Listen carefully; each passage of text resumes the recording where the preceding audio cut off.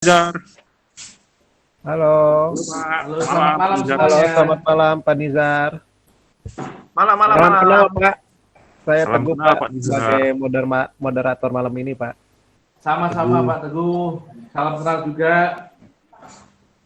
Pak Nizar, saya yang hubungin Pak Nizar nih. Terima Iya. kasih banyak Pak Nizar sudah bersedia join ya. Sama-sama Pak Suginto, saya yang terima kasih loh bisa diundang Terima di kasih sini loh. ngobrol-ngobrol Ini sama teman-teman semua. Teman-teman di sini di Volustock banyak ngefans nih sama Pak Nizar nih. Bisa aja Pak. Terus serius ini ya. Luar biasa nih Pak Nizar nih ya. Di YouTube Makasih, kita, makasih. di YouTube, di Instagram segala macam.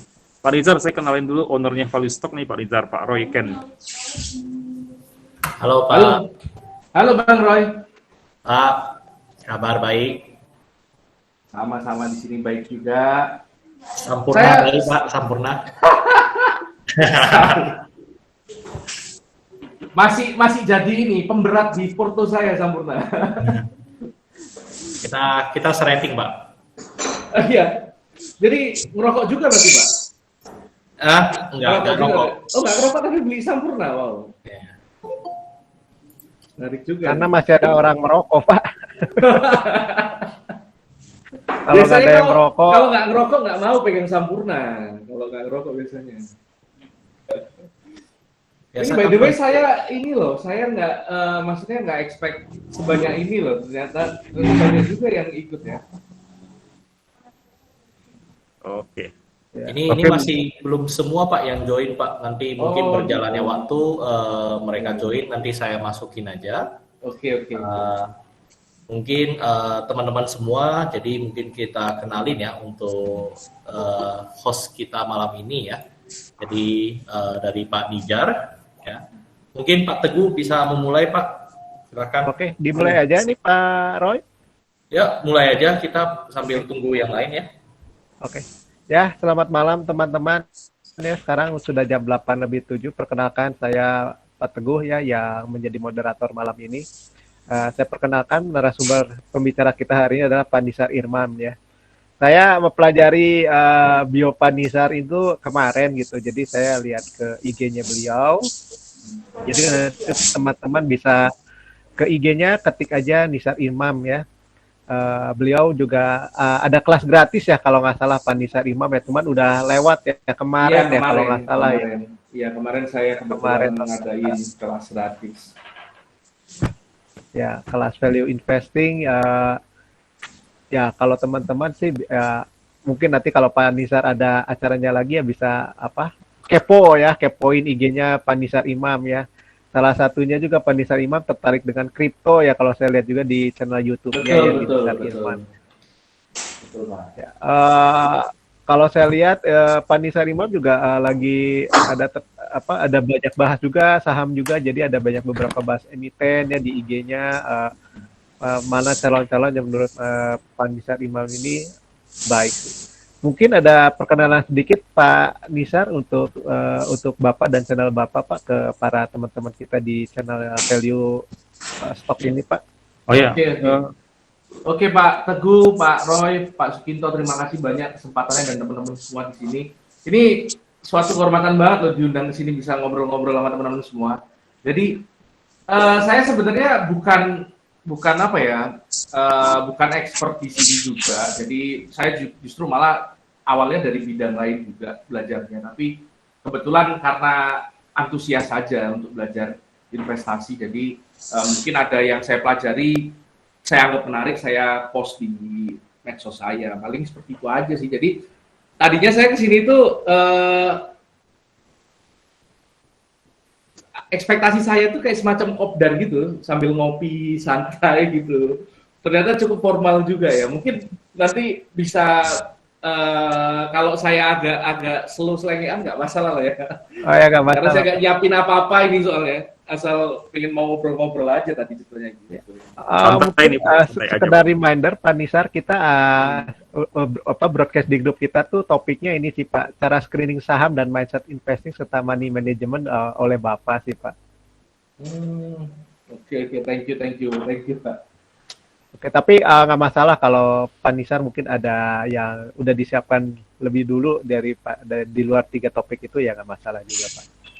Oh, nah, iya.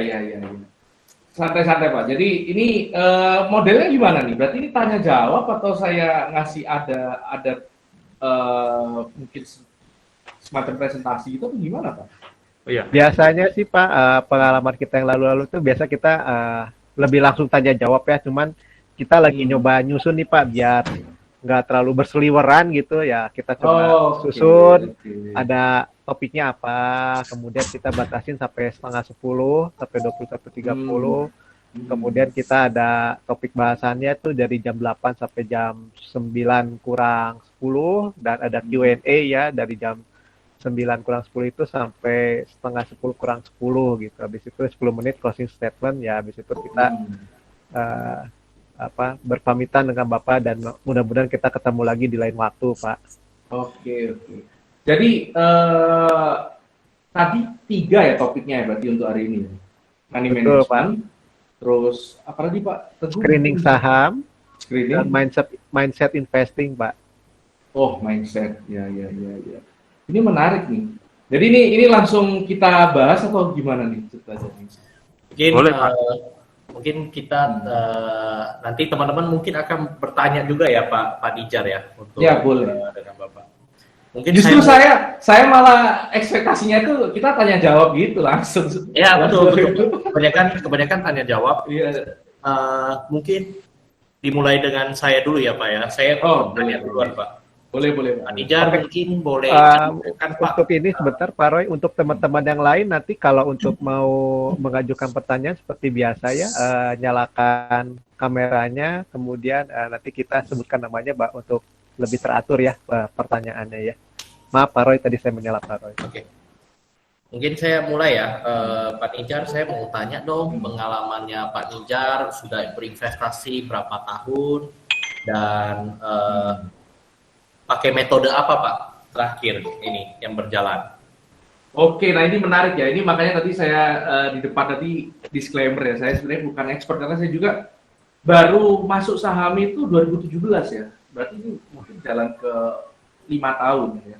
Itu bukan sesuatu yang lama banget sebenarnya kalau di investasi ya. Jadi awalnya itu saya juga mungkin ini juga saya rasa sebagian orang kayak gitu ya. Jadi niatnya pada saat saya masuk saham itu belajar fundamental.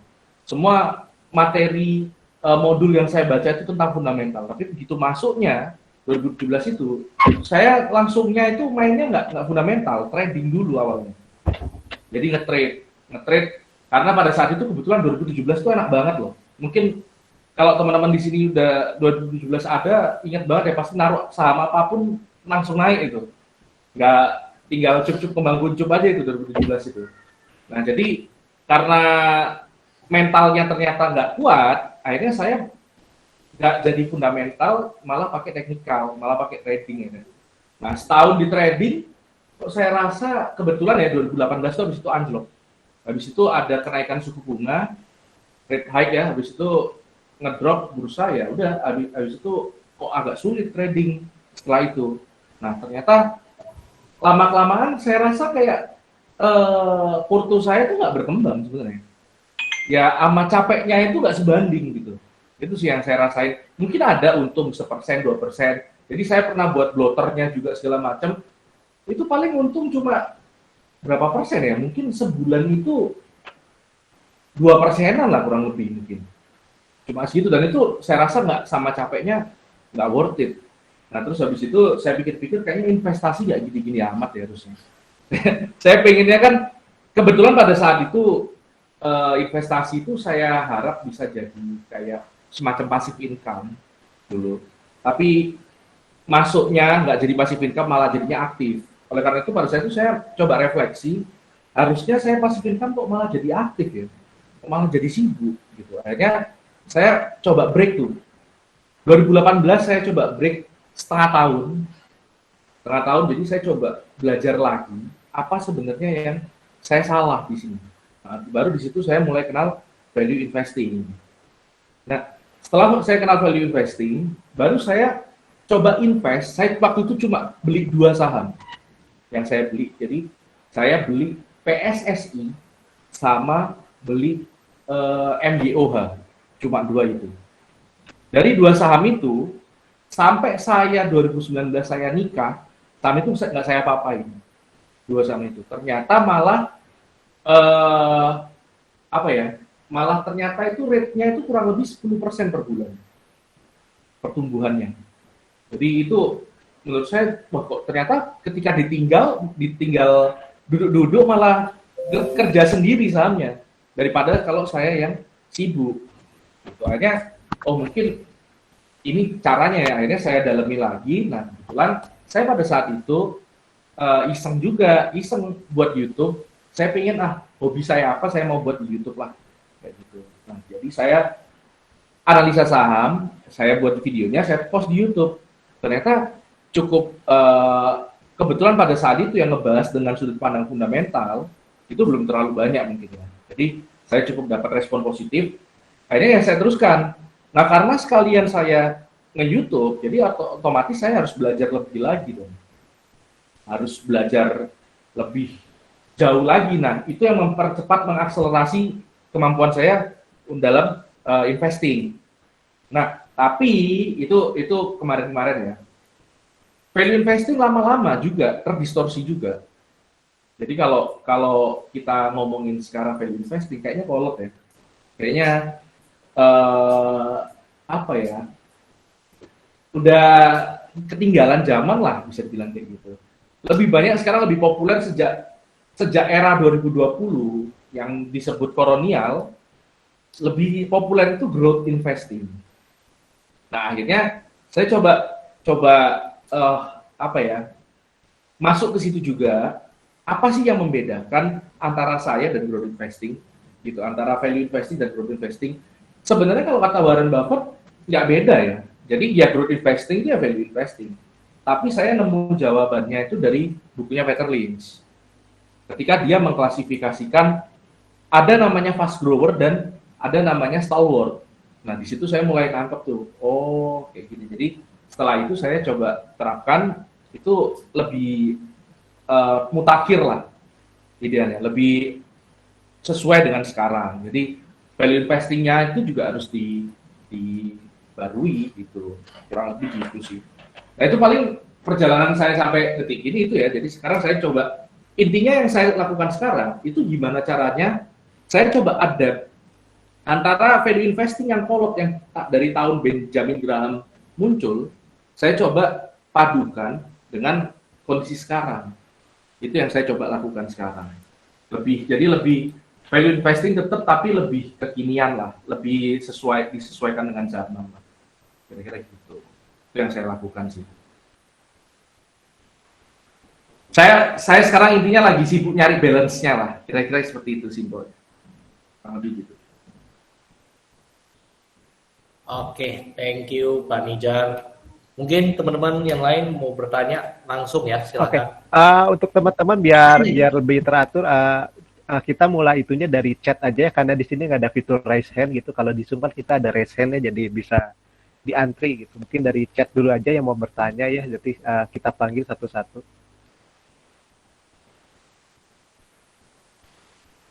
Silakan teman-teman, kalau ada yang mau raise hand-nya, mungkin ketik aja di kolom chatnya, di in call message-nya. Oke. Sambil nunggu ada yang mau nanya, Pak Nisar, saya mau ajuin pertanyaan dong, Pak Nisar. Boleh. Kalau saat ini di porto Bapak udah pegang berapa saham, Pak? Ini, saya langsung share Screen.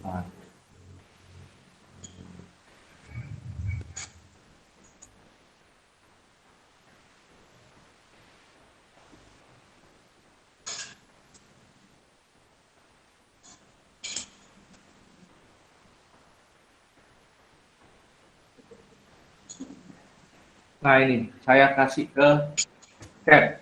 Itu spreadsheet saya, porto saya sekarang dari 2022 ya, yang dari 2022. Jadi itu yang saya pantau, yang saya sudah beli dan saya sudah konekkan ke Google Finance. Jadi di situ kelihatan semua, harusnya langsung ke update semua ya, apa yang ada di situ. Ini dikonekin sama Google Finance ya, Pak? Waduh, hebat. Betul. Jadi saya nggak perlu ngupdatein harganya tiap hari, langsung otomatis saya lihat dari situ. Gitu sih. Jadi Oh, oke oke oke. Ini yang ini itu saya coba. Jadi sejak 2022 ini saya coba buat portofolio yang memang bisa diakses semua orang. Jadi pergerakan saya apapun itu kelihatan. Tapi ada beberapa yang memang masih ketinggalan. Contohnya HM Sampurna itu masih ada saya pegang. Itu. Tapi saya nggak ikutkan di 2022 itu karena ini lebih ke porto second lah, secondary porto lah. Gitu. Oke. Di sini kita udah ada dua penanya, mungkin saya sebut dulu ya. Pak Hamid, apakah Pak Hamid bisa dinyalakan itunya Pak, videonya Pak? Halo Pak Hamid. Oke, mungkin kita lanjut dulu. Ada satu lagi Pak Junianto Fong ya. Halo Pak Junianto Fong. Halo malam. Oke, silakan Pak. Ya, Pak Nisar. Kayaknya Ya, kemarin Sabtu aku ada ikut webinarnya deh. Oh iya. Aku udah makasih Pak. Keren. Ya, cuman ya kemarin kan panjang ya, Bapak jadwalnya sampai jam berapa? Tapi molor ya. Jam 5:30 lah mungkin. Ya. Nah kali ini kesempatan nih nanya nih. Pandangan Pak Nizar nih ya.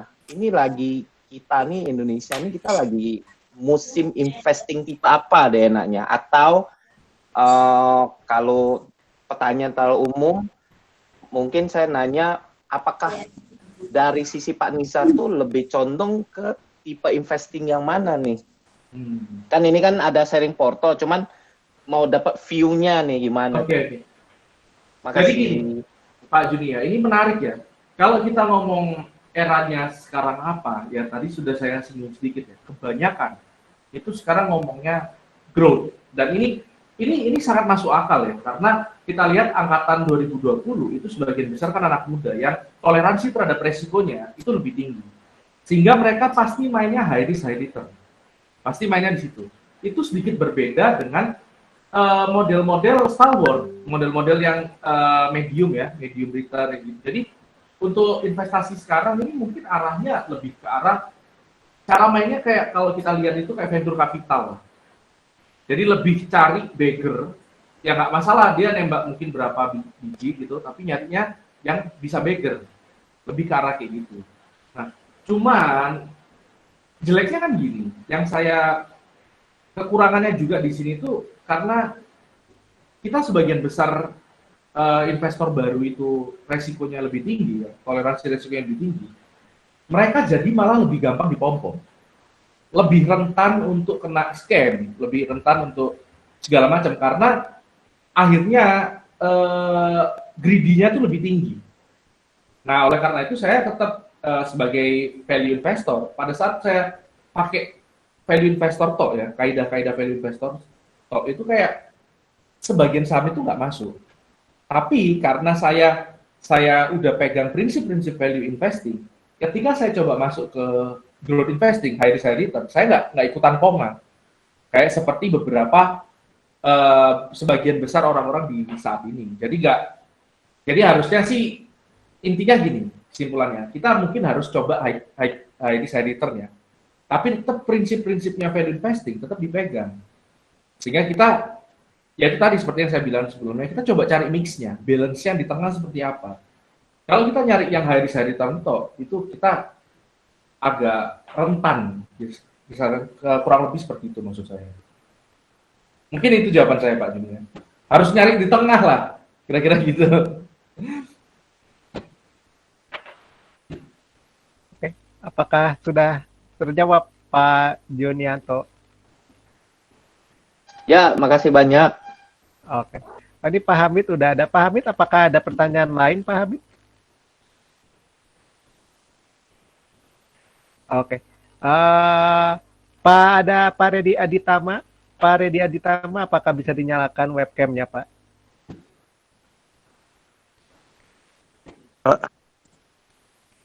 Halo Pak Redi. Halo. Silakan Pak Redi. Iya. Pak, jadi saya mau nanya Pak, jadi kan saya ini sebenarnya mirip juga kayak value investing, jadi tipenya yang taruh uang terus biasanya ditinggalin gitu.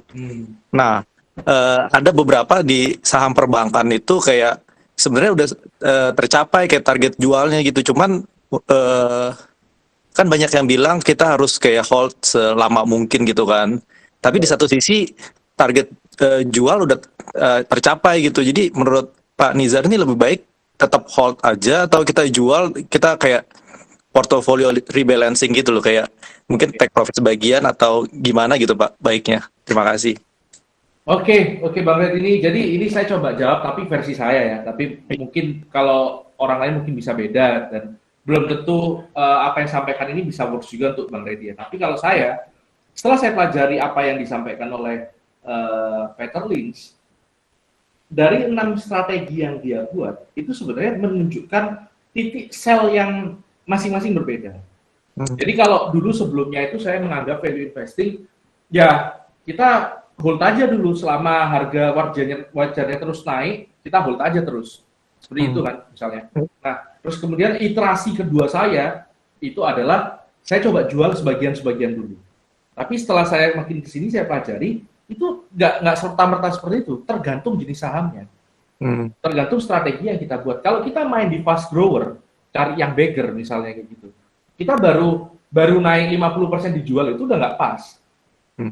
Kita harus cari benar-benar, kalau bisa lebih dari double bagger, 3-fold, 5-fold kayak gitu. Jadi kenapa seperti itu? Karena kita masukinnya ke multi bagger itu saham-saham fast grower itu mungkin kita masukin 10 cuma dapat 1. Jadi 1 itu harus mengcover seluruh potensial loss dari yang lain-lainnya. Nah kayak gitu. Jadi kalau main-mainnya di bank digital sebelum BBIB naik dan segala macam itu ya, kalau baru naik sedikit nggak usah buru-buru dijual, itu satu. Kalau main di slow grower, main yang di dividen, nah itu baru di hold aja terus. Selama dividennya menarik, selama dia nggak ada fundamental yang secara drastis itu berubah, pegang aja. Nah, terus kalau kita main stalwart itu yang paling umum ya, yang paling sering gitu, misalnya kayak Telkom atau ICBP atau hal-hal yang agak-agak blue chip tapi masih bisa naik turunnya masih enak lah, nggak bosan banget. Nah itu stalwart ya. Itu kalau udah sentuh harga wajarnya, jual aja. Karena nggak mungkin juga dong kita ngarep dia beggar, itu agak susah. Jadi kalau sentuh, misalnya let's say kita ngomong Telkom, oh harusnya 5.000, sekarang 4.000, diskonnya 20% dong. Udah begitu 5.000 jual aja. Turun lagi ke 5.000, baru ambil lagi diskonnya. Ya gitu. Jadi tergantung kita strateginya apa. Terus kalau kita main cyclical, kita main based on commodity, ya tergantung komoditasnya masih naik apa enggak di global. Kalau masih naik aja terus, kayak gitu. Iya. Itu jadi cara main setiap kategori strategi, ya masing-masing itu punya selling point masing-masing. Oke. Makasih. Jawabannya bagus banget. Banyak belajar. Makasih, Pak. Oke, sip. Semoga terbantu ya Pak Redi ya. Ya, makasih Pak Teguh. Oke, ada Pak Ahmad Mutakin, Pak. Pak Ahmad Mutakin, apa bisa dinyalakan webcamnya Pak Ahmad? Halo Pak Ahmad. Halo Pak. Oke, mungkin Pak Ahmad ini. Oh, ada cara barengan ya. Oke, kita lewat dulu ya ke Pak Stephen ya. Silakan Pak Stephen.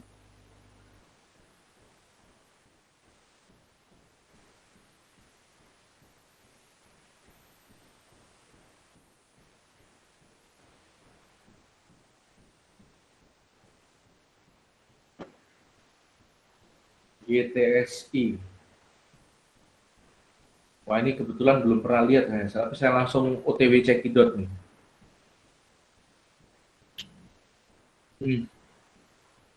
Oke. Sama-sama. Oke. Nanti sebentar Pak Stephen mungkin akan dibantu dijawab oleh Pak Nizar ya. Untuk teman-teman yang lain kita mungkin lagi dahulukan dulu untuk pertanyaan yang lewat webcam dulu ya teman-teman. Nanti kalau ada sisa waktu kita membacakan pertanyaan yang ada di kolom chat ya teman-teman ya. Oke, hari ini ada Pak LCWID ya, Pak LCWID, apakah bisa dinyalakan webcamnya, Pak? Halo, Pak. Halo. Atau teman-teman yang mungkin yang ingin menanyakan dan bisa langsung on cam, silakan ya, langsung aja nggak apa-apa. Kalau bisa on cam langsung mau bertanya dengan Pak Nijar ya silakan. Oke, saya lanjut lagi dulu ke Kresna ya, Pak Kresna. Oh, Ibu Tetes mau duluan, Ibu Tetes? Oke. Selamat malam, kalau izin bertanya. Oke. Boleh Bang. Ya, izin bertanya nih pada Pak Nizar. Untuk analisa emiten HMSP sekarang gimana Pak? Kalau kita lihat kan PI ratio-nya kan sangat menarik. Ini kemudian dividend yield-nya ini estimasinya kan kurang lebih 7-10% mungkin Pak ya. Tapi kalau kita lihat dari estimasi laba bersih yang akan datang ini masih tertekan, terutama kenaikan cukai dan belum pulihnya daya beli masyarakat. Nah, menurut Pak Nisar, apakah ini istilahnya momen yang tepat atau masih belum dulu atau pandangannya gimana Pak? Terima kasih. Ini langsung aja to the point ya Pak Resnes ya. Kalau masih kuat sanggup nge-hold minimal setahun sampai akhir tahun, nggak masalah. Saya rasa masih ada potensi upside-nya. Tapi kalau nggak kuat, setahun aja nggak kuat, kayaknya jangan pegang, jangan masuk ke sektor inilah. Kayak gitu. Karena gini, sektor ini, kita bisa lihat ya kemarin, sebenarnya potensi pertumbuhan rokok itu masih dapat ya, penjualannya masih bertumbuh ya. Tapi secara tidak langsung, dengan adanya cukai yang naik, itu marginnya yang berkurang, marginnya yang ditekan. Nah, itu trade off ya. Jadi pasti antara margin yang ditekan atau pangsa pasarnya yang berkurang. Nah, ini pelajaran saya yang paling berharga dari HMSP itu adalah gimana cara memandang dari prospek itu juga penting gitu. Artinya gini, HMSP itu kan bisa dibilang industrinya tuh sangat-sangat terdisrupsi ya. Karena dia juga, kita tahu ya, rokok itu udah nggak jadi populer lagi, nggak keren lagi lah ngerokok kira-kira gitu. Saya aja yang udah, karena dari dulu ngerokok masih ngerokok ya. Tapi sebenarnya eranya sudah berbeda. Nah itu berat banget untuk merubah persepsi orang terhadap HMSP. Sekarang itu agak susah. Nah harapan satu-satunya itu adalah tahun depan November diumumkan cukainya nggak naik. Selama itu nggak terjadi, saya rasa agak berat HMSP naik. Jadi saya sendiri apa yang saya lakukan, saya masih hold. Saya sejauh ini jarang banget cut loss. Bukannya nggak pernah cut loss ya, hampir nggak pernah. Tapi kalau kayak HMSP kayak gini, karena kebetulan saya juga masih ngerokok, ya udah saya hold aja. Tapi saya nggak terlalu agresif nambah, nggak terlalu agresif untuk average down. Sampai seenggaknya regulasi berpihak terhadap industri ini. Kalau menurut saya itu sih untuk HMSP. Terima kasih Pak Iman atas insight-nya. Ya, semoga terbantu ya Pak Tes ya. Oke, mungkin dari teman-teman ada yang mau nanya lewat webcam. Oh, ada mungkin Ibu Sumiyati mau nanya Ibu. Halo Ibu Sumi. Halo Bu. Bu, masih di mute Bu. Halo, selamat malam Pak Roy, Pak Sinto, dan Pak Nijar. Izin bertanya. Silakan Bu Sumi, silakan. Iya Bu, udah dengar kok.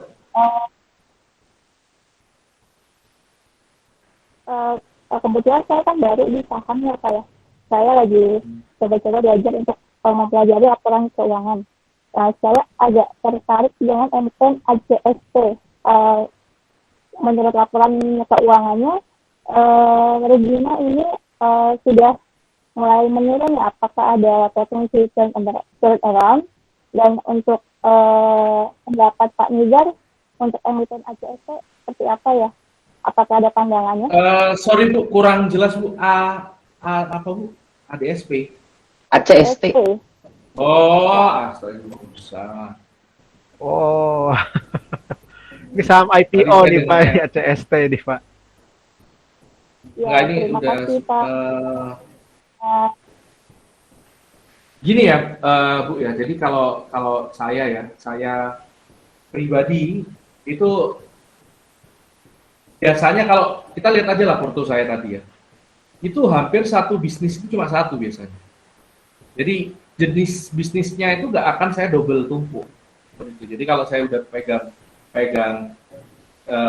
konstruksi di saham misalnya PTPP yang sekarang saya pegang ya, itu saya kan nggak akan nambah di waskita kayak gitu. Jadi saya berusaha agar saya dapat saham yang terbaik di bisnisnya. Seperti itu. Nah, kebetulan seperti tadi pertanyaan tadi Pak Stephen tadi soal GTSI, mungkin ini nyambi ya Pak ya, nyambi ya, maksudnya sekalian ya. Jadi saya tadi sempat cek dikit, GTSI itu adalah kalau nggak salah bisnisnya perkapalan ya Pak ya. Nah, perkapalan adalah turunan dari batubara, yang dimana ada potensi kalau batubara harganya naik, perusahaan perkapalan labanya akan meningkat. Nah, cuma karena saya sudah terlalu buta matanya sama PSSI, jadi saya mungkin nggak ngelirik GTSI. Karena menurut saya masih better, menurut saya PSSI yang the best malah menurut saya kalau di perkapalan. Jadi menurut saya itu ya untuk tanggapan saya untuk GTSI itu. Nah, sekaligus untuk Aksat Indonesia, ini kan dikonstruksi ya. Jadi konstruksi ini kalau saya kebetulan dulu saya sebelum jadi full time investor, terus main di startup dan segala macam, saya kerja di BUMN konstruksi. Jadi dasar saya itu belajar adalah konstruksi malah. Jadi saya tahu banget konstruksi itu dunianya seperti apa. Nah, kalau saya harus milih, ya, saya nggak milih ACST. Kalau saya memang harus main di swasta, kalau bukan yang 4 big four BUMN karya ya, saya milih TOTL daripada ACST. Jadi jawaban saya sederhana, karena saya udah lihat TOTL bagus, ACST sekilas saja menurut saya agak berantakan ya. Jadi ya ngapain saya lihat lebih dalam, kira-kira seperti itu. Kalau misalnya harganya nanti bisa naik, ya tetap bisa.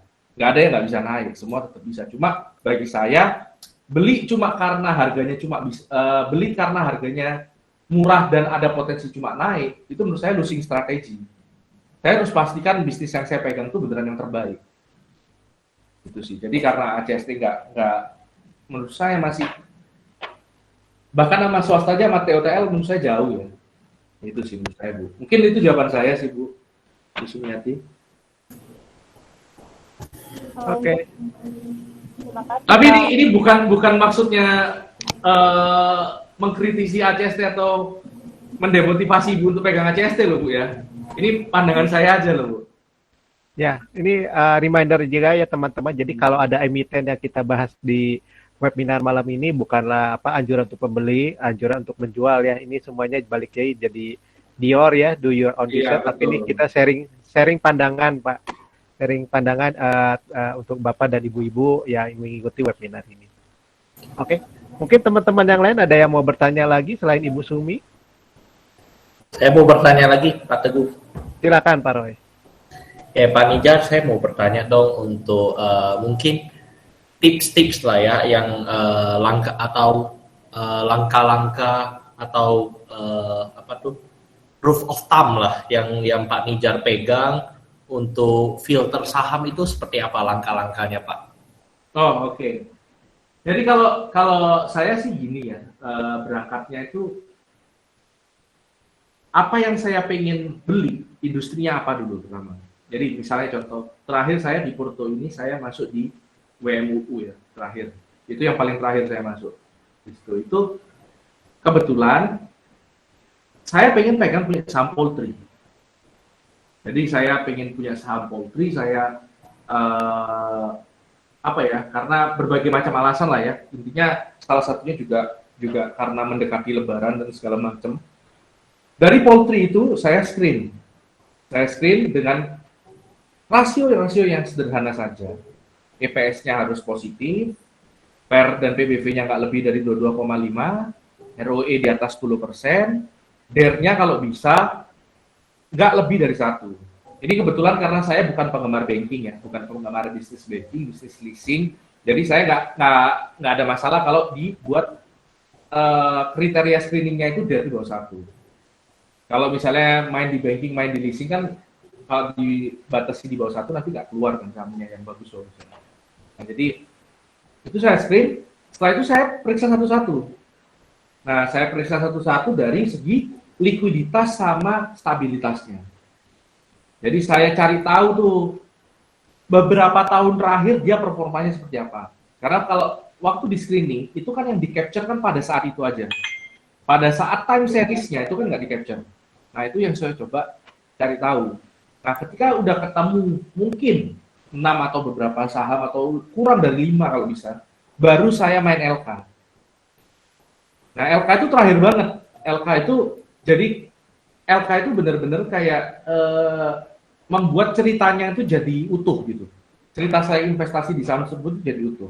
Jadi saya bisa tahu dia kerjasamanya sama siapa, saya bisa tahu dia kontraknya masih berapa lama, area ekspornya di mana, bahkan untuk produk-produknya itu dipecah apa saja itu saya bisa tahu. Contohnya kayak yang terakhir saya masuk MUU, itu ternyata dia jualannya ada ayam pedaging, ayam petelur, ayam karkas kayak gitu. Nah itu nanti saya pelajari semua apa yang menarik dari LK-nya itu, jadi saya baca semua nanti. Nah itu terakhir, step terakhir, baru nanti ketemu yang terbaik di sektornya itu yang saya beli. Nah, untuk belinya kapan? Ini kan kita kan sebenarnya ngomong ada harga wajar, ada teknikal ya. Untuk momentum belinya aja ya. Anggaplah saya sudah menentukan saham A gitu ya. Nah, waktu belinya itu kan saya harus pertimbangan lagi. Nah, inilah tahap berikutnya setelah LK, yaitu adalah menentukan target saya masuk di mana dan berapa besar. Nah, pada saat dulu pertama kali saya belajar value investing, itu saya rigid banget.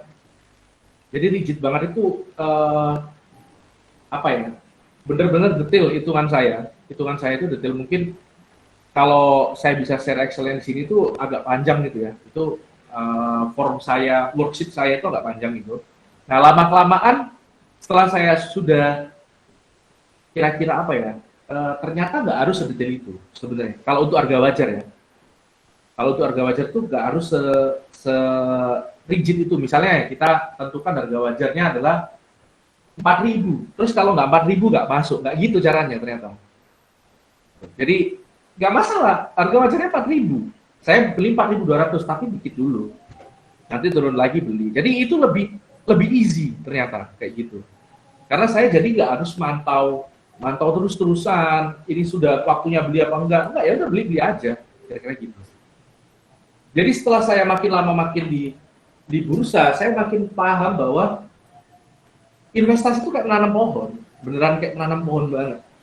Jadi ketika kita sudah menemukan bibit yang bagus, kita tanam, waktu belum tumbuh kita santai aja. Ketika udah hijau, udah mulai berbuah, baru kita petiin. Jadi kalau begitu merah ya santai, tumbuh hijau baru petiin. Kayak gitu aja caranya. Jadi ini contoh kayak di porto saya ini Arna kemarin karena saya agak pesimis dengan penjualan saham treasury-nya, makanya saya jual. Nah, contohnya ini kayak LSIP misalnya. Nanti kalau udah tembus target saya atau saya rasa siklusnya udah nggak bisa naik lagi, saya petik buahnya. Yang merah gimana ya udah biarin aja. Toh saya di sini proporsi saya cash saya masih 40 bahkan. 40%. Yang penting itu justru malah money managementnya.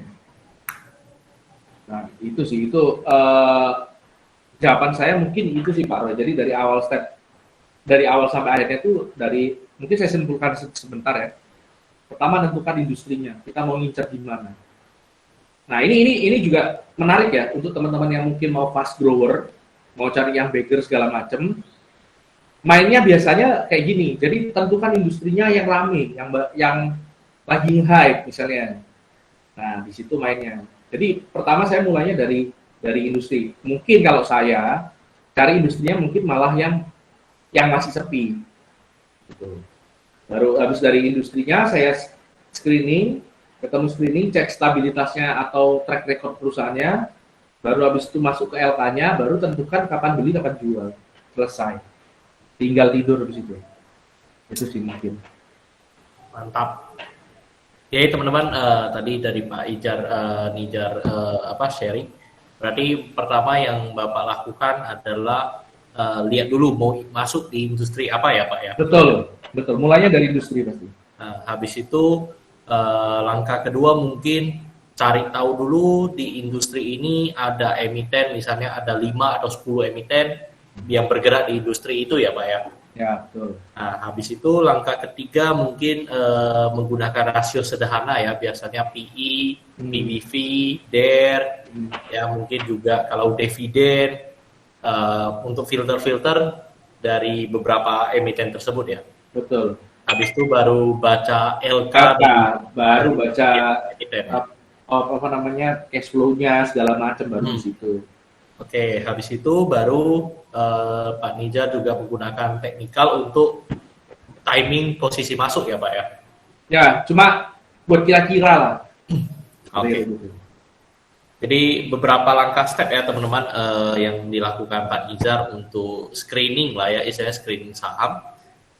Terus untuk mungkin pertanyaan kedua Pak yang mau saya tanyakan adalah kalau Pak Nijar ada gak sih kayak preference kayak saya kalau misalnya dalam porto saya maksimal berapa puluh saham gitu, ada dibatasi sendiri berapa saham gitu atau gimana?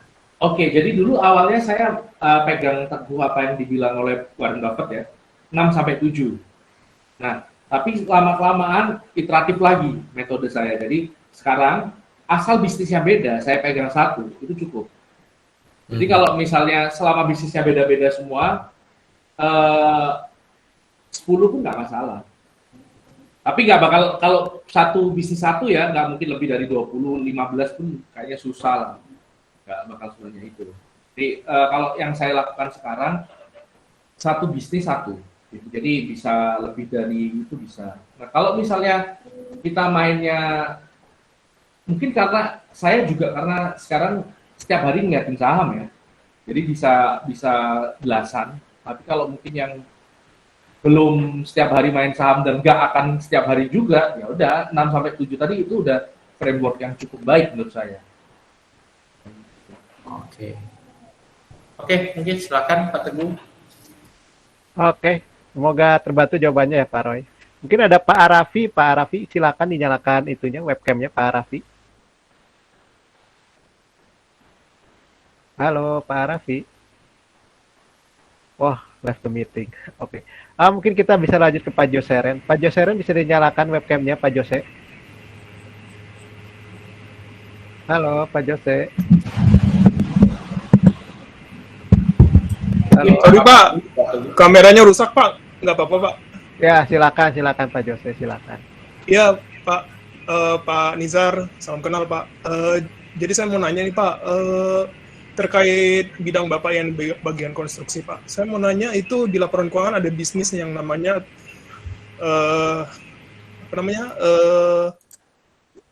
tentang aset kontrak dan tagihan termin. Nah itu bisa dijelasin nggak Pak, konsepnya gimana ya Pak? Saya nggak ngerti Pak dunia konstruksi Pak. Jadi jadi paling umum sekarang itu dipakai adalah turnkey ya.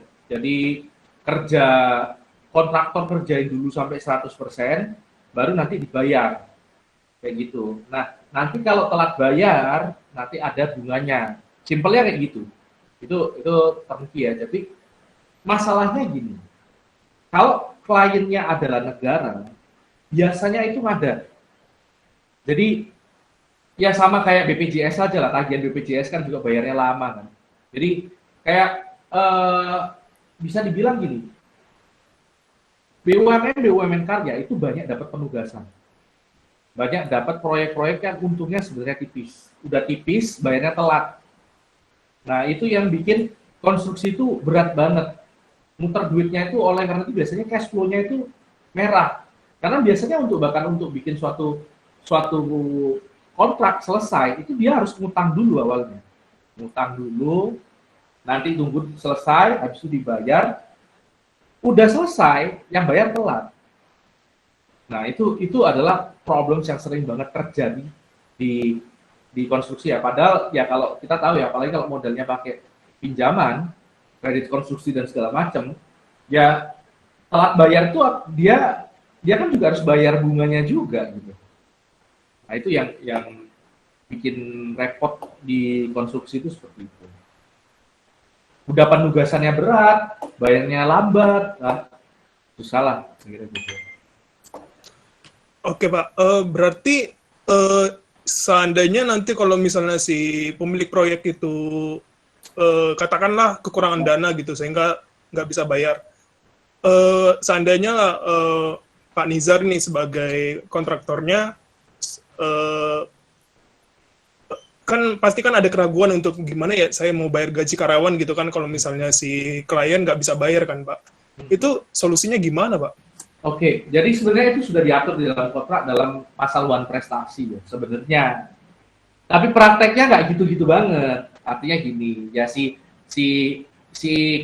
kontraktor juga takut kehilangan, nggak langgeng lah misalnya kayak gitu. Nanti proyek berikutnya mungkin jadi nggak dikasih kalau terlalu rewel misalnya kayak gitu. Itu banyak kepentingannya kayak gitu banyak. Jadi apa ya? Secara proses sebenarnya ya kayak tadi ya misalnya ya kita ngomong proyeknya ini adalah yang ngasih proyek itu BUMN juga misalnya. Let's say kita anggap contoh PTPP. PTPP disuruh bangun rumah susun misalnya gitu. Proyek apartemen misalnya gitu. Nah, si klien yang mau bangun apartemen ini itu BUMN juga. Negara juga dong. Berarti. Nah, ternyata ketika sudah diselesaikan oleh PP 100%, si BUMN yang mau bangun apartemen ini itu pendanaannya juga kurang. Kira-kira gitu. Jadi bayarnya juga ngadat. Apakah si PP akan menggugat si BUMN yang kerjasamanya dia itu? Ya secara teori sih bisa aja diributin. Tapi buat apa gitu? Ya akhirnya ya tahan-tahan aja. Prakteknya di lapangan ya kayak gitu. Sebenarnya kalau secara mau dibawa ke hukum segala macam udah tertulis jelas di kontraknya. Di 1 prestasi itu cuma ya itulah kurang lebihnya. Kepentingan lebih berjalan di bagian konstruksi ini. Kayak gitu. Oke Pak, thank you. Oke, semoga terbantu ya Pak Jose ya. Oke. Itulah makanya saya nggak terlalu suka dengan konstruksi sebetulnya. Iya Pak, Oke. soalnya kan saya bandingkan itu emiten konstruksi kayak apa namanya yang total sama dengan Adikarya.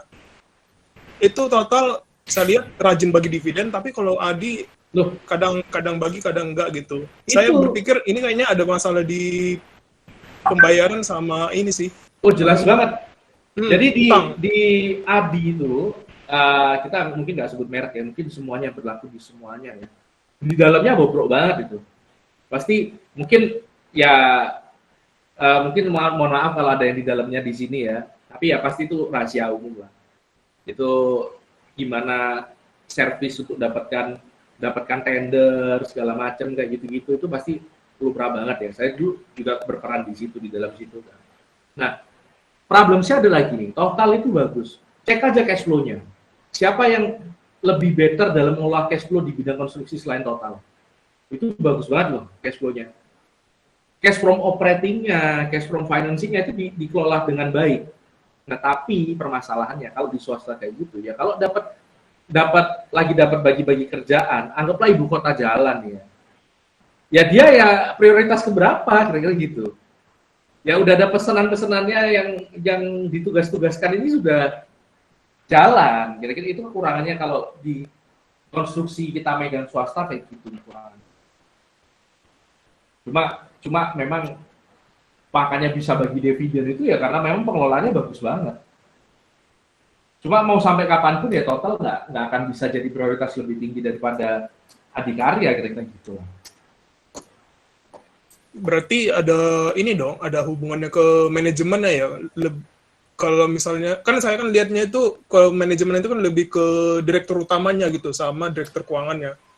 Wah, Karena ini bisa dibilang gini sih Bang. Ini saya nggak menyasar satu ya, tapi bisa saya pastikan dari atas sampai bawah itu bermasalah semua. Bisa oke. kurang lebih gitu. Iya, makanya saya kalau dunia konstruksi itu lebih melihat ekuitas sama kelancaran bayarnya sih. Makanya saya lihat itu piutangnya itu kalau bisa jangan terlalu banyak gitu sampai katakan lebih dari 10 perusahaan yang sampai nggak bisa bayar gitu. Saya berpikir itu gimana nanti mau bayar gaji karyawan 6 bulan ke depan gitu. Ya, benar. Itu kalau abang yang muter bisnisnya pasti mikir kayak gitu kan. Tapi kan kebetulan karena grup-grup karya ini kan ya kan punya negara. Kalau pegawainya kan kalau misalnya nggak gajian kan tinggal nunggu suntikan PMN aja. Nanti juga gajian lagi. Kan gitu. Pakai kas negara dong. Lah ya iya, emang seperti itu. Sejauh ini seperti itu. Gitu sih. Sampai saya keluar masih seperti itu. Oke, ya. Thank you, Pak. Ya. Oke, terima kasih insight-nya nih Pak Nizar ini. Oke, Pak Ahmad, Pak, mungkin bisa dinyalakan webcamnya Pak Ahmad. Tadi saya lihat udah bisa nyala webcamnya, Pak. Iya. Ya, selamat malam Pak Nizar. Ya, malam. Mau tanya tadi mendengar penjelasan dari Pak Nizar terkait dengan memilih suatu saham gitu kan. Salah satunya kan IPS-nya. Nah, pertanyaannya adalah apakah memilih IPS yang masih merah-merah atau yang memang sudah terkonfirmasi kalau kinerjanya positif? Mungkin itu aja. Oke, jadi ini tergantung ya. Kalau kita mainnya di fast grower, mainnya growth investing, merah itu nggak masalah. Gitu ya. Jadi rugi itu nggak masalah. Tapi kalau kita mainnya fast grower ya, kita cari saham yang market cap-nya kecil, yang potensi traksinya tinggi, terus growth dari usernya, GMV-nya tinggi, itu nggak masalah rugi duluan. Kayak gitu. Ya sama kayak sudut pandang venture capital kalau mau invest ke startup aja. Tapi kalau kita mainnya di value investing, mainnya di stalwart, ya jangan cari yang rugi, jangan cari yang EPS-nya minus. Kira-kira seperti itu. Yang saya rasa yang bisa menghiraukan EPS itu cuma kalau kita mainnya di asset play, turnaround, fast grower, itu bisa menghiraukan IPS. Sisanya saya rasa harus megang IPS. Gitu. Oke. Apakah cukup Pak Ahmad atau ada yang mau ditanyakan? Cyclical juga nggak perlu dikit sih, perlu dikit. Cyclical masih perlu. 3 tadi nggak perlu yang saya sebutkan tadi. Berarti kalau lihat ada saham yang kira-kira bagus, terus IPS-nya merah, langsung buka LK dulu berarti ya Pak ya? Oh gini, jadi ya ini mungkin PR-nya di sini ya. Kadang-kadang kita masih belum tahu kita pakai strategi apa ya. Jadi kita misalnya nemu saham yang bagus nih. Bagus ini dari segi apa? Pertama itu ya. Bagus ini apakah kita teliti dulu. Kalau saya langsung pertama cek rasio. Itu ya. Jadi kalau misalnya kayak ngobrol sama Pak Stephen tadi ya ada saham gitu SI. Langsung cek, langsung lari ke RTI itu pertama. Cek dulu rasio-rasionya seperti apa. Nah, dari situ kalau kita ngomong bagus, kayak tadi Bang Ahmad Mutakin ya, terus ketemu ada saham bagus. Nah, itu yang bagus dari mananya dulu.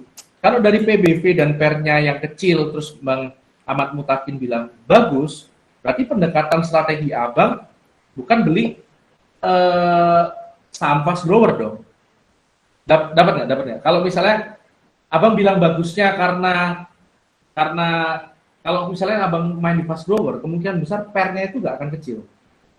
PER-nya pasti besar-besar, 50 bahkan mungkin 40 kayak gitu. Nah, artinya yang Abang lihat bagus bukan dari situnya pastinya. Nah, kalau yang Abang lihat bagus dari PER-nya kecil, PBV-nya kecil, ya strateginya adalah nggak mungkin fast grower, mungkin stalwart atau slow grower. Nah, kalau misalnya Abang main di slow grower, strateginya berarti kan pegang dividennya. Dividennya berapa? Nah, itu yang Abang cek. Jadi nggak harus langsung, saya takutnya nanti, ini kata orang bagus, langsung cek LK-nya. Kadang-kadang setelah kita cek LK-nya itu nggak ketemu jawaban apa-apa juga. Gitu. Nggak bisa menyimpulkan apapun juga. Gitu. Saya sering ngobrol sama tim saya, jadi mereka bilang, saya tuh kalau buka LK, kok kenapa nggak bisa langsung menyimpulkan kayak saya misalnya kayak gitu kan? Ya, karena dari awal itu tujuannya belum clear. Kita mau main seperti apa, yang dicari apa. Nah, itu sih paling. Jadi ditentukan dulu aja mau model kayak apa di sahamnya, kira-kira seperti itu. Ya, terima kasih Pak Nizar. Sama-sama. Oke, semoga terbantu ya Pak Ahmad. Oke, Iya. Pak Juan Darvis, silakan Pak Juan. Tadi saya lihat udah sempat nyala webcamnya. Pak Juan, silakan. Sebentar Pak Teguh ini saya mau nanya. Tadi ada problem sama mic saya. Ini suara saya nggak bermasalah, Pak? Aman. Bagus Pak, bagus, Sip, bagus, sip. aman Pak. Oke. Nah, saya lanjut lagi ya Pak Nizar ya. Boleh Pak. Silakan Pak Juan dinyalakan mic-nya Pak. Terima kasih Pak Teguh, Pak Nizar, terima kasih juga. Pak, saya karena pemain baru, saya mau nanya sedikit dari portfolio yang Bapak kirim itu kan ada PV percentage sama PV growth Pak ya. Nah, Ya. kalau itu acuannya seperti apa dari penentuan angkanya, gimana caranya dari Pak Nizar? Oke. Satu lagi kalau boleh Pak Nizar, dari sisi yang target price ya, itu Bapak pendekatannya pakai trik mana Bapak kalau boleh? Oke. Sip. Terima kasih Pak Nizar. Jadi untuk PV ini artinya portfolio value ya. Jadi ini semacam kayak budget. Berapa persen dari total aset kita yang mau kita investasikan. Nah, di situ kenapa kok saya bisa mainnya ada berapa persen. Caranya top down aja. Jadi dari 100 nih. Terus saya udah pasti anggarkan 30% untuk reksadana, misalnya kayak gitu. Nah, berarti kan tinggal 70 tuh. 70 saya itu udah mau invest berapa saham. Itu harus saya tentukan kira-kira. Kurang lebih harusnya nggak lebih dari 15-an atau sekitar 10-an lah. Berarti kan masing-masing 7% dong. Masing-masing 7%. Tapi saya di sini juga include-kan saham luar juga. Saham luar untuk diversifikasi secara geografis. Jadi saya kebetulan saham-saham tech saya lebih percaya saham-saham tech di Nasdaq ya daripada di IHSG.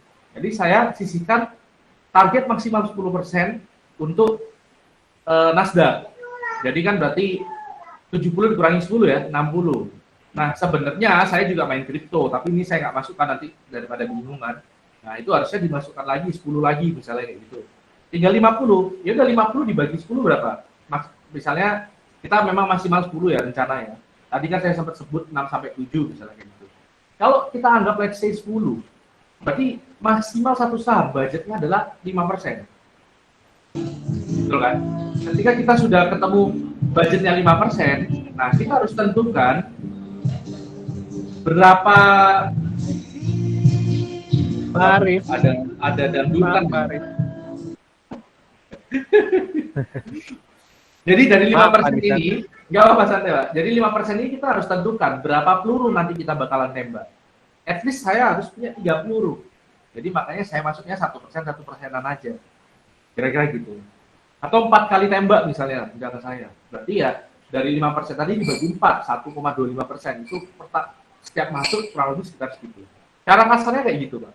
Nah, untuk PV growth, ini rumus biasa, itu udah ada rumusnya kan. Jadi kalau naik berapa persen, dia berkembang berapa persen gitu.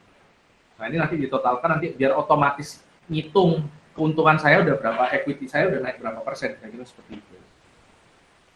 Itu sih. Terus kalau untuk target price saya di sini ngitungnya pakai macam-macam Pak.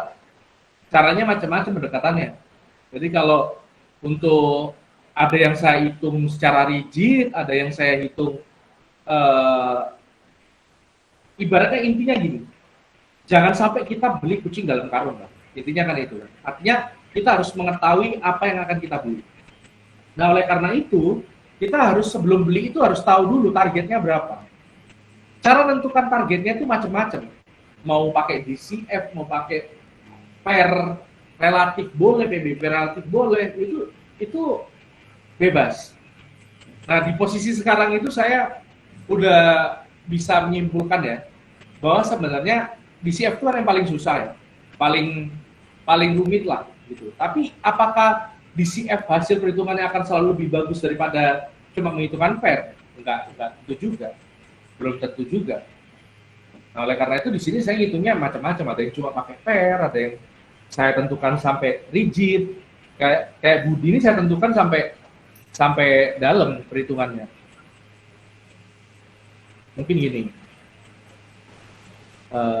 Bentar ya, saya coba cek dulu.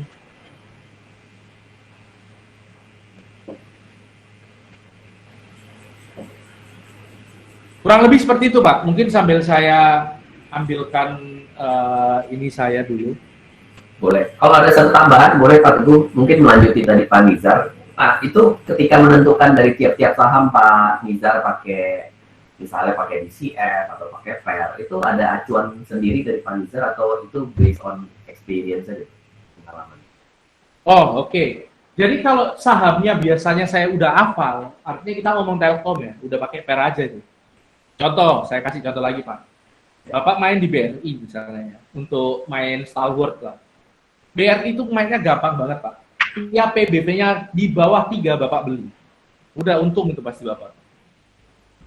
Kayak gitu aja. Jadi tergantung kalau udah hafal ya udah saya tentukan rigid. Tapi kalau belum hafal ya kita agak ini juga agak ngitungnya agak dalam juga kira-kira seperti itu. Paling itu sih Pak yang saya ingin sampaikan. Oke. Saya sambil nyari worksheet saya, agak lupa di mana.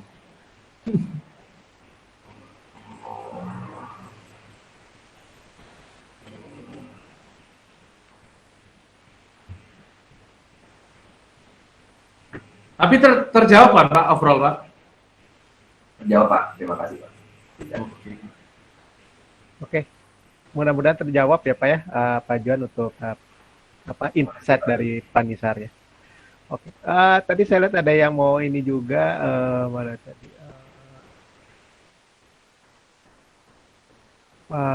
Oh ya, Ibu Elda ya, Ibu Elda mungkin mau bertanya juga, Ibu Elda.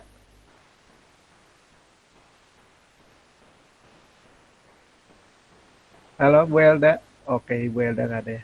Oke, saya coba baca beberapa pertanyaan dari chat ya, Pak Nizar. Ini boleh, Pak. Oke, ini saya lihat tadi dari Pak LCW. Bentar. Oh ya.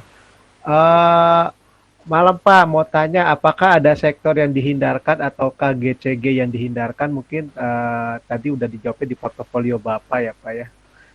Kalau GCG ya mungkin tadi model kayak ADI ya, tapi jadi harus ada konstruksi pada umumnya sih Pak. Ya. Oke, kemudian ini udah Pak Kresna. Izin bertanya Pak, di porto yang di-share target price tersebut berdasarkan apa ya Pak? Oke, tadi ya Bapak ada perhitungan sendiri ya di target price ya Pak? Ya. Oke, apa lagi? Tadi ada bahas-bahas MOS. Terima kasih. Oke. Izin bertanya Pak, kalau MOS apakah itu penting dan kalau penting cara menentukan MOS itu bagaimana dari Pak Arafi ya, dan apakah MOS itu sama dengan nilai intrinsik suatu saham Pak?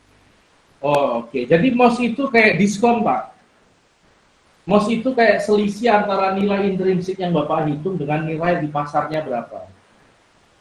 Gitu. Jadi, misalnya contohnya ya, harga Telkom misalnya 5.000 Bapak hitung. Harusnya intrinsiknya 5.000. Sekarang 4.000, berarti diskon 20%. Berarti itulah MOS-nya. MOS-nya 20%. Nah, apakah ini penting atau tidak? Kalau Bapak beli saham-saham kayak yang model-model Star Wars itu penting banget. Itu framework-nya memang. Value investing itu kenapa jadi value investing? Karena kita pakai MOS. Nah, itu tapi kalau Bapak mau cari saham fast grower, nggak perlu MOS karena sebagian besar nggak akan ada MOS-nya itu. Gitu. Yang Bapak cari adalah yang growth-nya kencang banget memang. Kurang lebih seperti itu. Oke, ini untuk Pak Arafi ya, mudah-mudahan Bapak mendengar penjelasan dari Pak Nizar ya. Mungkin ada pertanyaan dari saya sih Pak Nizar. Boleh. Bagaimana pandangan Bapak untuk saham konstruksi seperti DGIK, Pak? DGIK, wah. Saya banyak dengar saham-saham yang nggak familiar dia. DGIK sebenarnya udah ini ya. Oh iya.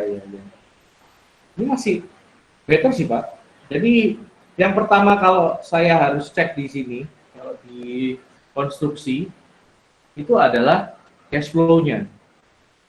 Jadi kita bisa lihat sebagaimana dia muter duitnya bagus apa enggak itu di cash flow-nya. Kalau di sini ya, kalau kita lihat sekilas,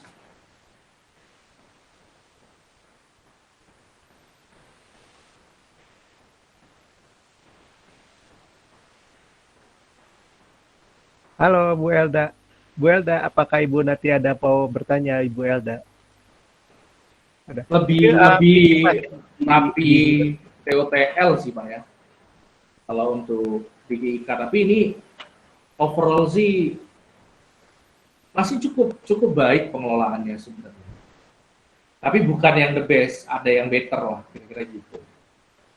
Oke, ya tadi the bestnya udah salah satunya total ya Pak ya. Kalau total Iya, kalau menurut saya sih total sih. Swasta GCG-nya lebih ini ya, lebih strict karena udah kayak bakar kapal nih. Kalau kayak tadi kan Adi digaji ya nanti juga turun lagi tahun depan. Oke, Ibu Elda mungkin ada yang mau ditanya Bu Elda, tapi mic-nya tadi masih ke-mute ya, mungkin bisa di-unmute dulu. Oke Pak, terima kasih. Halo, selamat malam Ibu Elda, silakan. Ya, Pak Nizar, saya mau tanya, kalau untuk membedakan emiten-emiten ini masuk Star Wars, fast grower, slow grower itu bagaimana ya? Jadi pertama itu yang paling membedakan di antara mereka semua itu saya rasa adalah market cap. Jadi market cap besar, mature bisnisnya itu adalah ciri-ciri slow grower dan stalwart biasanya. Terus berdividen tinggi, nah itu slow grower, itu ciri-cirinya kayak gitu. Jadi kita mainnya di market cap. Kalau ibu mau nyari fast grower, itu nggak mungkin main di yang market cap-nya di atas 50T atau 20T aja udah berat tuh naik untuk Bagger. Nyarinya mungkin di bawah 1T kalau bisa. Nah, seperti itu. Itu salah satu pembedanya ya. Yang kedua memang tiap kategori itu punya apa ya, distinction masing-masing. Contohnya kayak cyclical. Cyclical itu ya jelas ya kan, berarti commodity base. Jadi saham-saham yang memang bisnisnya itu bisnis komoditas, batu bara, terus minyak, CPO, itu cyclical. Asset play misalnya. Asset play itu ya biasanya yang capital ekstensif. Artinya dia untuk menghasilkan duit itu perlu duit banyak. Jadi misalnya kayak di konstruksi, di properti. Nah itu biasanya bisa ketemu aset play seperti itu yang heavy di aset. Kira-kira. Kalau untuk tech kan nggak terlalu asetnya kan nggak terlalu besar kan. Terus kayak consumer juga enggak. Nah itu nggak mungkin aset play di situ mainnya.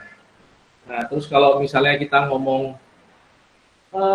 apa ya tadi apa ya, turnaround bisa semua sih.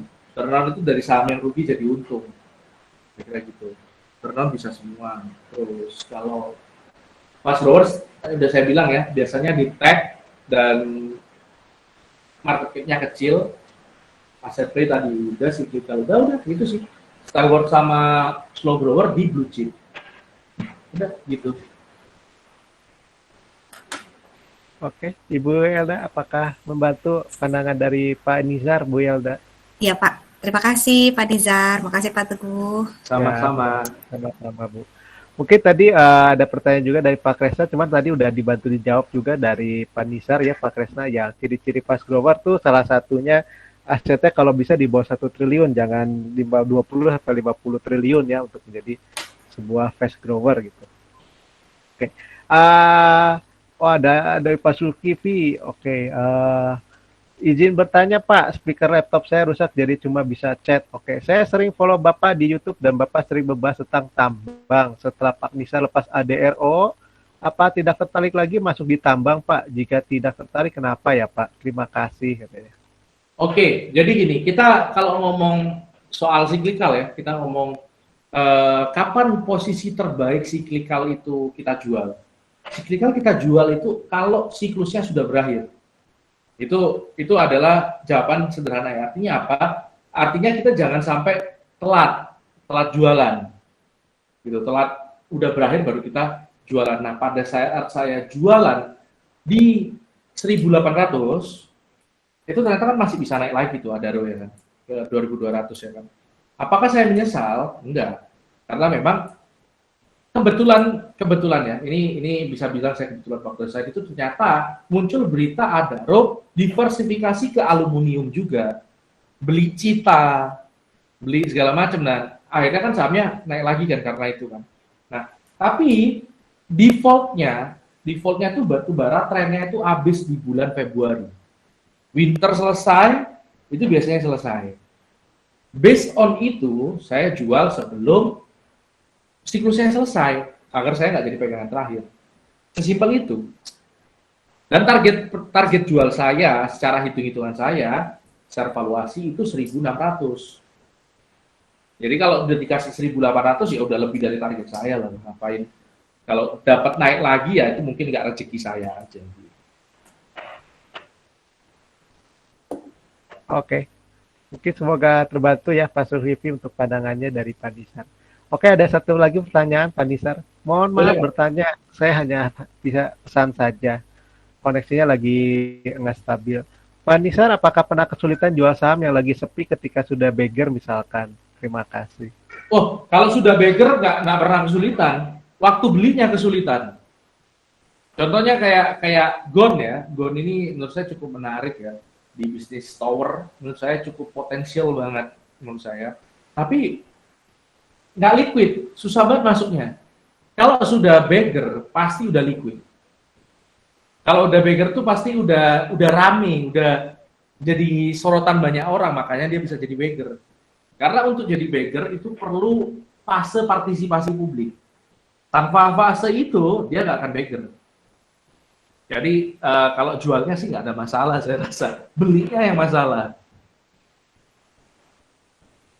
Ya, semoga terbantu ya pandangannya ya Pak baru belajar ya. Jadi kalau udah dapetin yang beggar, waduh itu udah nggak usah pusing jualnya pasti laku gitu Pak. Udah itu udah ketemu emas tinggal dijual aja udah laku.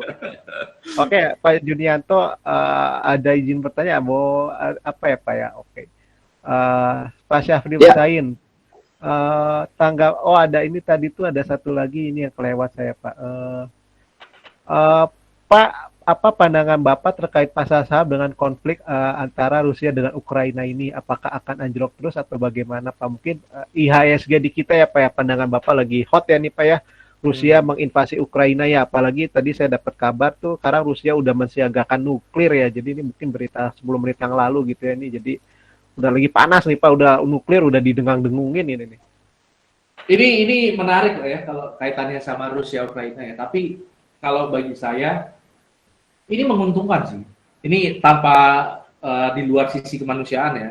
Adanya isu-isu kayak gini itu enak. Kita bisa belanja diskon. Pasti itu.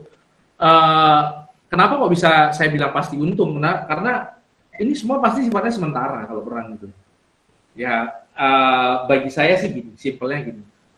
Selama tidak terjadi nuklir itu tidak jadi meluncur dan selama NATO tidak ikut campur, saya rasa pasar modal masih aman, nggak akan anjlok lebih dalam.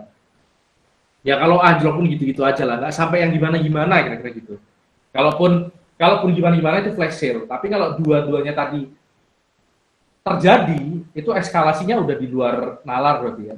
Udah benar-benar world war lah, bisa dibilang seperti itu. Bisa dibilang ricuh banget lah kira-kira gitu. Itu ya ekspektasi saya kalau itu benar terjadi, bahkan saya mungkin nggak kebayang kira-kira nanti market seperti apa kira-kira gitu. Tapi kalau selama dua itu tidak terjadi, aman lah. Invest aja lah. Malah kalau turun itu kesempatan. Saya rasa gitu. Nggak akan lama lagi, paling seminggu lagi kelar harusnya ya. Saya mikirnya sih gitu. Asal nggak ikut-ikutan loh ya. Nggak ada yang pihak ketiga tiba-tiba datang sebagai pahlawan di tengah-tengah jalan, wah itu gawat sih kalau itu. Oke, jadi kalau saya rangkum mungkin pandangan Pak Nizar sih untuk isu Rusia Ukraina ini IHSG kita sebetulnya masih aman-aman aja ya Pak ya. Aman. Selama dua kondisi tadi tidak terjadi, aman. Nggak akan sampai tiba-tiba terjun bebas tuh enggak gitu. Kecuali dengan catatan ya tadi tidak ada perang nuklir, nggak ada NATO nggak Amerika turun tangan atau gejolak gitu. Itu aman menurut saya. Oke. Oke, tadi ada tanya lagi dari ini Pak Syahril Sain ya. Pak Nizar minta tanggapan dong Pak kalau untuk pengendali Indi yang jual saham di 100-an Pak gitu. Pengendali Indi yang jual sahamnya di 100-an itu apa Pak pandangan Bapak ya untuk action dari PSP ini ya? Ini maksudnya gimana Pak ya? Ini saya baru dengar aksi korporasi yang ini ya. Jadi Indi ngapain? Indi mau right issue atau mau jual saham, maksudnya gimana ya? Kalau saya tangkap pertanyaan dari Pak Syahril Sain ini PSP-nya Indi itu ada jual ya sahamnya di 100-an perak gitu. Jadi manajemen jual 100-an perak. Nah, iya di PSP-nya. Jualnya di mana nih? Lewat crossing kah? Lewat nah itu yang saya justru malah dengar soalnya ini. Oke, nanti Pak Syahril kalau Bapak Coba bisa saya sambil cek ya. Webcamnya bisa itu ya Pak. Oke, tadi untuk Pak Yudi, untuk GSTI, Pak Nizar belum mempelajarinya, jadi belum bisa memberikan pandangannya Pak Yudi ya. Nanti ada dari Pak Junianto ada titip lagi nih. Izin tanya Pak, tadi kan Pak Nizar menghindari konstruksi, apa yang menjadi pertimbangan untuk invest di PTPP Pak? Terima kasih Pak. Oke, jadi simple. Saya tetap meskipun nggak suka konstruksi, tapi saya pengen punya bisnis yang terbaik punya emiten yang terbaik di bisnisnya. Nah, untuk sejauh ini, menurut saya itu Wika sama PTPP itu bersaing. Nah, karena kebetulan akhir-akhir ini banyak digaungkan tentang IKN, Ibu Kota Negara Baru, saya rasa triggernya nanti yang akan menyebabkan emiten-emiten konstruksi di jalan itu sudah kelihatan. Tinggal waktu tunggunya aja. Jadi saya nggak mau nanti waktu udah rame saya baru masuk, saya mending masuknya sekarang.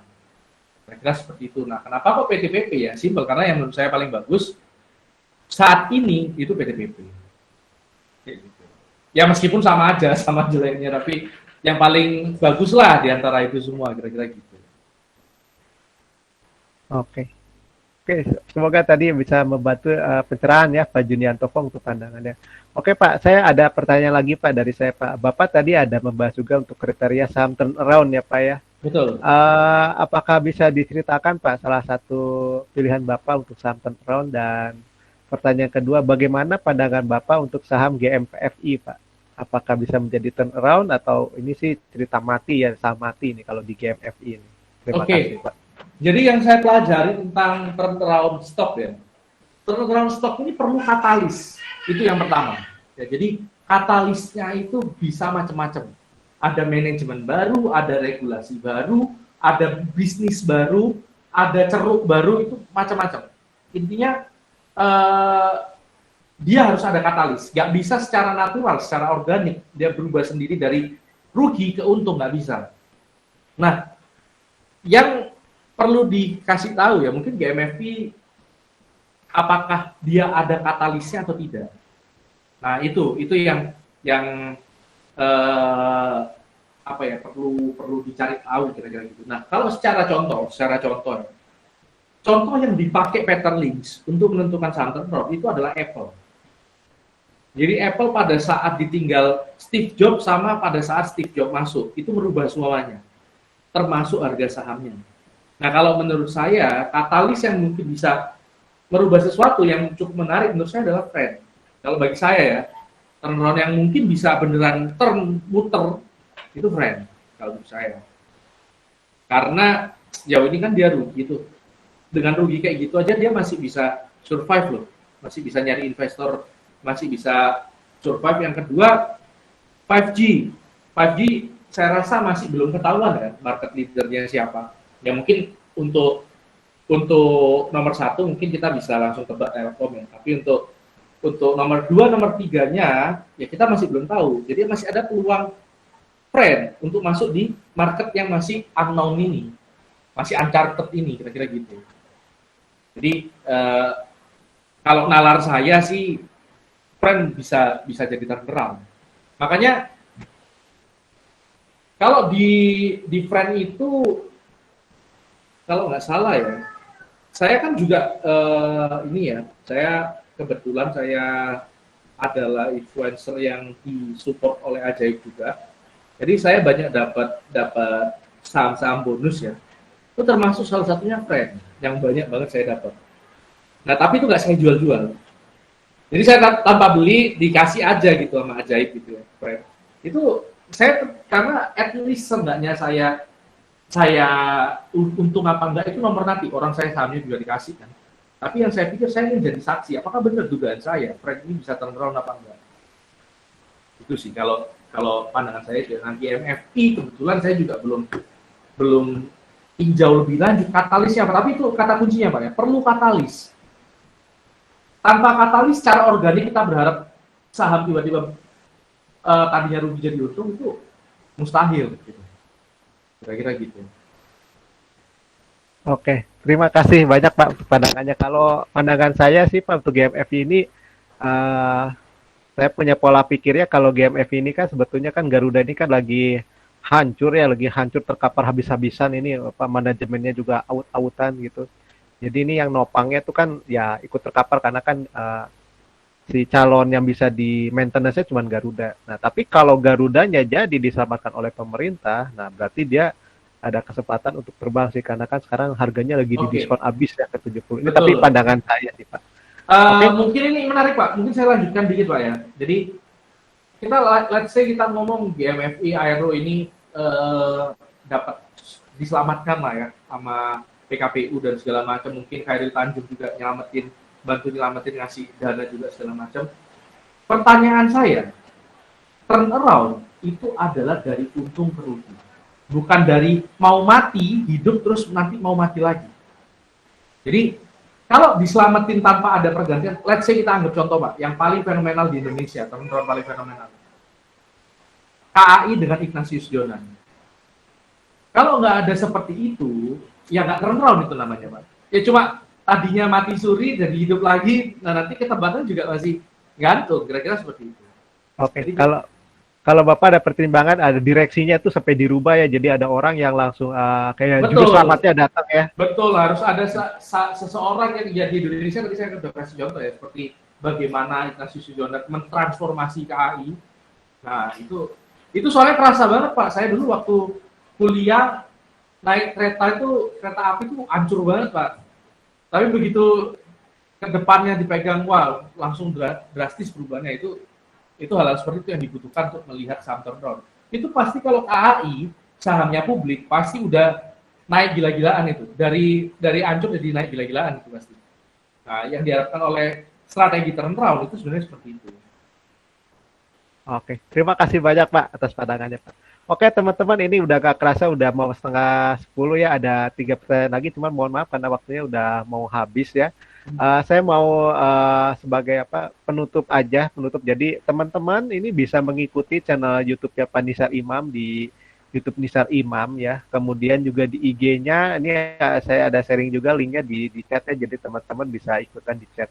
Nah mungkin ada ini Pak bocoran Pak. Kalau Bapak kan ada kelas gratis ya. Apakah mungkin nanti ada acara kelas gratis lagi di masa depan Pak ya seperti Bapak publish di IG Bapak ya? Oke, jadi ini nggak apa-apa Pak, saya promosi Pak. Nggak apa-apa. Jadi, Bapak juga sudah memberikan banyak insight ya kepada kita ya. Ini juga kita kan di grup ini tuh sama-sama belajar ya. Jadi makin banyak ilmu yang masuk dan kita makin haus untuk pengetahuan sih, mengapa tidak sih? Oke, jadi sebenarnya gini Pak. Jadi kelas yang saya kasih kemarin itu sebenarnya adalah drip marketing. Jadi artinya gini Pak, yang saya kasih itu serius, harusnya itu kalau mungkin teman-teman yang udah pernah ikut mungkin tahu ya. Jadi ya tetap saya kasih yang bagus, tapi kan nggak mungkin Pak dengan investasi itu yang sebanyak itu, belum kita ngomong yang lebih detailnya ya, ngomong valuasi toh aja 2 jam itu nggak bakal kena itu, kira-kira gitu. Itu jadi oleh karena itu kemarin tuh kelas itu saya buat sebagai starter pack, sebagai pembuka kira-kira gitu Pak. Jadi modal dasar orang untuk investasi itu apa, dan strategi-strategi yang umumnya dilakukan. Itu aja sampai molor panjang banget kemarin sampai jam 5:30 karena pembicaraannya sangat fluktuatif ya, sangat fluid banget. Nah, jadi itu sebenarnya saya untuk membuat ibaratnya gini, untuk membuat orang itu benar-benar paham benar di bidang investasi, paham benar ya, artinya bukan berarti kalau ikut kemarin itu aja nggak cukup, sebenarnya itu sudah cukup, asal mindsetnya bagus sudah cukup ya, karena investasi itu no brainer aja bisa kok. Tapi kalau mau sampai benar-benar dalam banget, saya menyediakan kelas berikutnya itu ada seri dari beginner, intermediate sampai advance. Jadi kemarin itu basic kan, dasarnya aja. Ini untuk yang kelas beginner, intermediate, dan advance. Tapi saya bentuknya nggak webinar, Pak. Bentuknya saya buat workshop. Yang dimana kalau workshop itu ada latihannya juga. Jadi kita nggak cuma satu arah, tapi lebih kayak ya workshop ada latihannya, ada explanation-nya, ada modulnya. Nah itu yang mau saya buat, workshop beginner, intermediate, dan advance. Untuk kedepannya mungkin itu yang akan saya lakukan Pak. Tapi yang terdekat saya mau buat untuk versi beginner, workshop beginner itu sudah saya desain. Jadi materinya udah jadi, udah lengkap lah, tinggal jalan tanggal 19 Maret nanti. Nah itu teman-teman yang ikutan kemarin yang gratis, itu saya anggap kenapa kok saya buat seperti itu dulu, karena memang yang berarti niatnya belajar. Gitu. Yang memang sudah niat belajar, karena seringkali kan kalau kita buat gratis itu nggak serius, Pak. Jadi saya anggap itu yang kemarin serius, nah itulah yang potensial untuk beneran belajar bareng sama saya. Nah dari situ saya kasih early bird yang ikutan kemarin untuk kelas beginner saya, workshop saya selama 4 hari itu 200.000. Dan itu saya rasa saya tidak cash grab lah.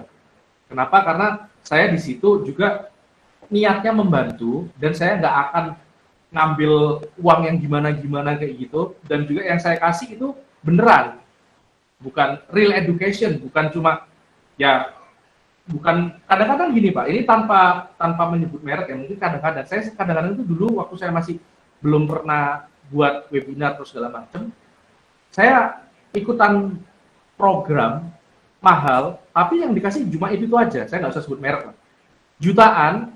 Topiknya misalnya dikasih ya ICBP, siapa yang nggak tahu coba, kira-kira gitu. Jadi itu kadang-kadang saya agak kesel ya, tapi itu ya namanya marketing ya. Tapi nah oleh karena itu saya buat di sini memang karena untuk membantu.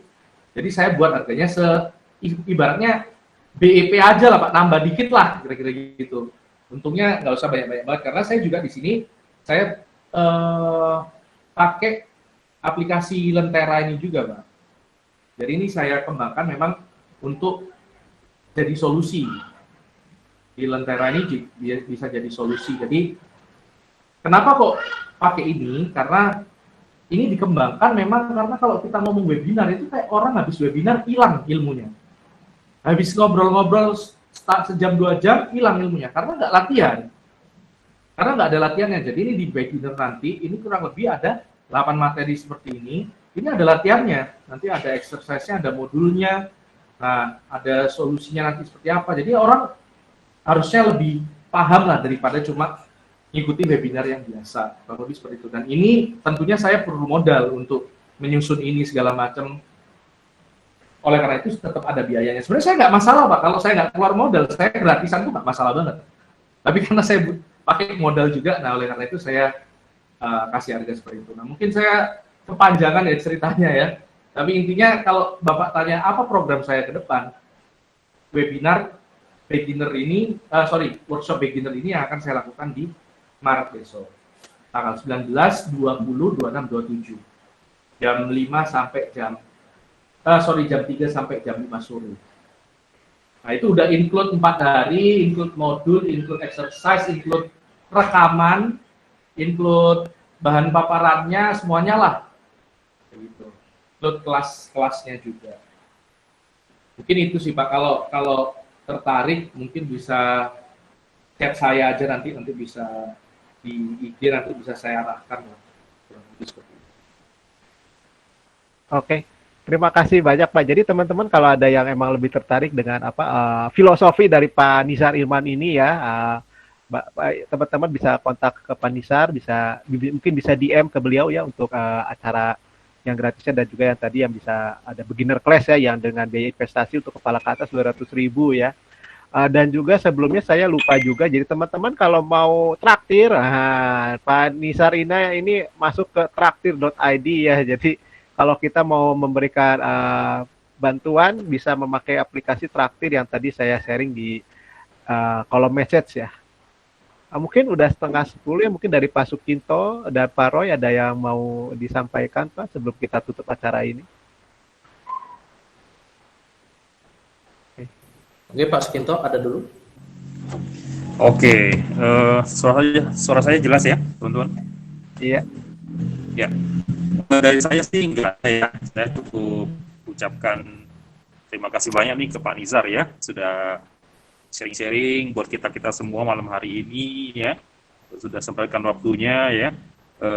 Itu aja sih ya. Thank you berat nih Pak Nizar. Sama-sama Pak, ini kesempatan yang baik banget buat saya juga. Mungkin next nih kalau Pak Nizar bersedia kita undang lagi nih. Santai Pak, saya kalau untuk ngobrol-ngobrol sharing-sharing gini semangat banget Pak. Oke, sip. Biar lebih inget, lebih ilmunya lebih nempel tuh harus diasah terus. Ini Pak Nizar, kita kan bahas beberapa emiten ya. Emiten yang kita bahas kan Pak Nizar kayaknya asing-asing ya. Iya. ini ya jadi saling tukar pandangan emiten ya Pak Nizar ya. Boleh. Kita di grup tuh kadang-kadang muncul emiten namanya asing Pak. Ya sering gitu ya teman-teman ini luar biasa nih ya. Jadi istilahnya mereka jarang tuh mau beli ICBP ya, Emior tuh jarang mereka mau beli ya. Mereka belinya yang namanya orang ini sama apa itu nggak tahu gitu ya. Nah gitu ya. Oke, thank you ya Pak Nizar. Thank you Sama-sama Pak. Mungkin saya bisa join ke grupnya mungkin Pak. Oh silakan nanti saya invite. Ya oke Pak. Sip. Silakan Pak Roy. Oke, thank you Pak Nizar untuk join ya di grupnya Value Stock. Ya ini juga mungkin Pak Nizar kalau saya lihat dari YouTube-nya juga teman-teman kalau bisa nonton di YouTube-nya juga Pak Nizar ya, juga banyak sharing-sharing. Saya sebelum buat YouTube juga Pak, saya dulu juga nonton ya dari Pak Nizar punya channel gitu ya. Jadi teman-teman juga kalau misalnya tertarik dengan kelasnya Pak Nizar juga bisa daftar dengan beliau. Bisa cari juga di Instagramnya ya mungkin ya, sama tadi Pak Teguh juga bilang ada traktir untuk Pak Nizar juga. Dan terima kasih Pak Nizar benar-benar join di kelas malam ini ya, sharing-sharingnya, berbagi ilmu dengan kami ya. Dan nanti ya seperti Pak Sukinto tadi bilang kalau di lain waktu Pak kita nanti invite lagi ya, bisa join lagi Pak dengan kami Pak. Dengan senang hati Pak, kalau Mas Roy, Bang Roy dan Pak Sukinto kalau ada undangan lagi, apalagi malam-malam gini ya, itu saya kadang-kadang suka free kalau malam begini, enak banget ngobrol saham sore sambil ngopi itu. Oke, mungkin cukup untuk malam ini, mungkin Pak Teguh closing atau gimana? Oke, saya closing aja Pak ya. Mungkin ini berita selewat lagi. Tadi ada bahas Mayora. Seingat saya Mayora itu jadi dibeli ya oleh Bank BNI ya. Nanti mau diputuskan di RUPS ya. Nanti ya mungkin kalau teman-teman tertarik itu bisa bedah-bedah lagi. Ini ada aksi corporate action ya. Mayora mau dibeli oleh BNI. Sudah 9:30, kita memberikan kesempatan juga untuk Pak Nizar untuk bisa beristirahat dan juga pada teman-teman. Terima kasih untuk waktunya, untuk keluangan waktunya untuk bisa mengikuti acara malam ini. Kita sampai jumpa lagi di lain kesempatan ya teman-teman ya. Selamat malam dan selamat beristirahat. Makasih, sampai ketemu.